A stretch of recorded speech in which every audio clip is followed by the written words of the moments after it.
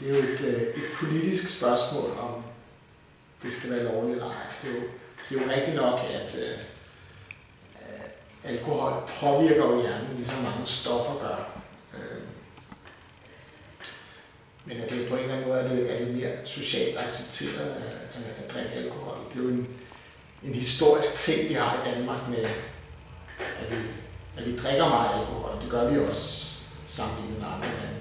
Hvordan kan man forebygge alkoholmisbrug blandt unge? Ja, vi skal vide, at sådan omkring alt med alkoholproblemer og sådan noget, ikke? Det er jo så meget delt op i, om noget er for kommunen, eller noget hospitalet skal tage sig af. Og tit, så har vi vi har de patienter, hvor der ligesom har været fysiske symptomer på noget med alkohol.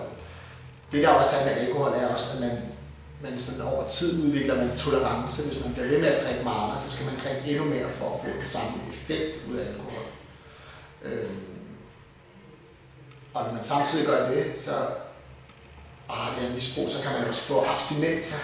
Hvis man stopper med at drikke alkohol, hvor kroppen reagerer rigtig voldsomt på det, der skal man indlægges, kan man blive indlagt på hospital, eller man skal i hvert fald have noget medicin til at hjælpe en, til at man ikke får de her rysteture og abstinenssymptomer og sådan noget.